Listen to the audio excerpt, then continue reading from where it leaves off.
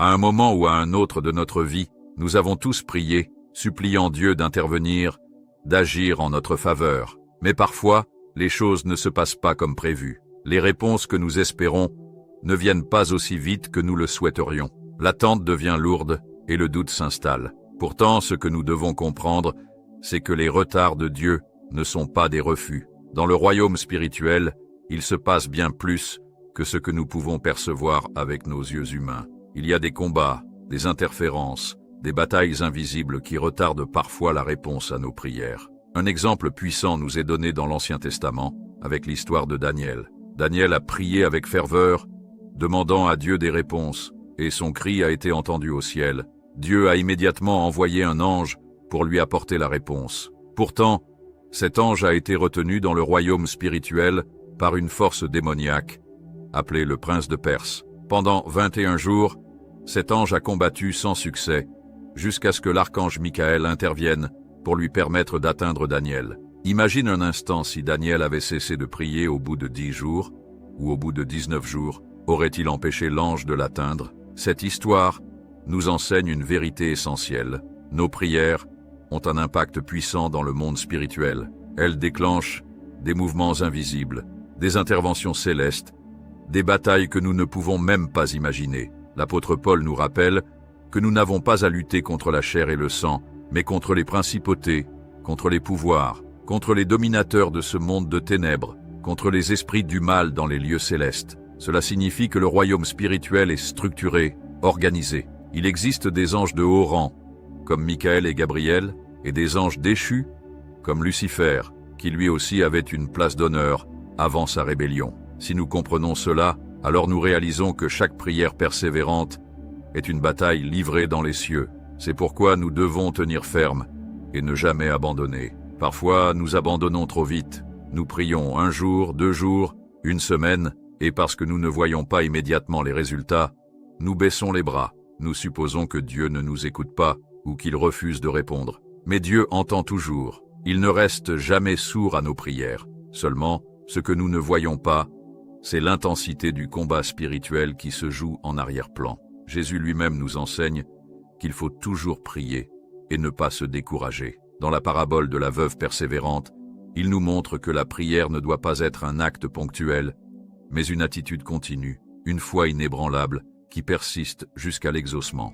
Si tu as prié et que tu attends toujours ta réponse, ce message est pour toi. Ne perds pas courage, ne te décourage pas, persiste, comme Daniel a persisté, parce que peut-être en ce moment même, ton ange est en train de livrer bataille pour te délivrer la bénédiction que tu attends. La prière n'est pas une simple demande, elle est une arme redoutable qui met l'ennemi en déroute.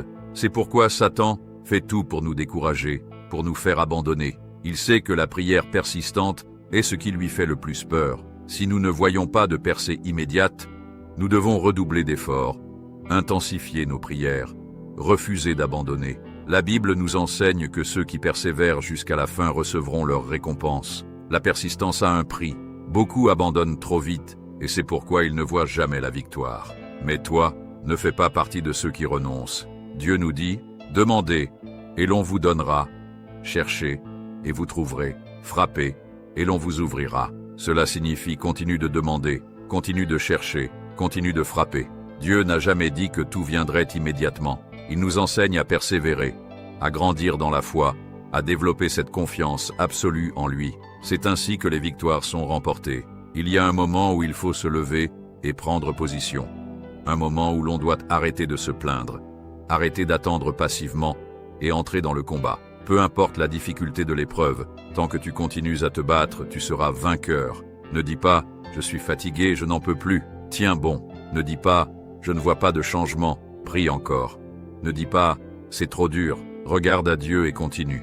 Parce que tant que tu restes debout, tu es en train de gagner. L'ennemi ne gagne que si tu le laisses gagner. La vie ne t'écrasera que si tu la laisses faire. Mais Dieu est avec toi. Les hommes et les femmes de la Bible n'ont pas reculé devant les obstacles. Moïse, décrit comme un homme doux, a eu l'audace de tenir tête à Pharaon. Josué a conduit Israël à la conquête de territoires. David, simple berger, a affronté un géant. Et toi? Vas-tu laisser le doute t'arrêter? Ou vas-tu agir avec foi et persévérance? Dieu a mis en toi une puissance bien plus grande que tu ne l'imagines. Il t'a équipé, il t'a façonné pour être plus qu'un conquérant. Les anges de Dieu te protègent. Le Saint-Esprit habite en toi, et la victoire est à ta portée. Mais elle appartient à ceux qui persévèrent, à ceux qui refusent d'abandonner, à ceux qui prient sans relâche. Alors aujourd'hui, prends cette décision.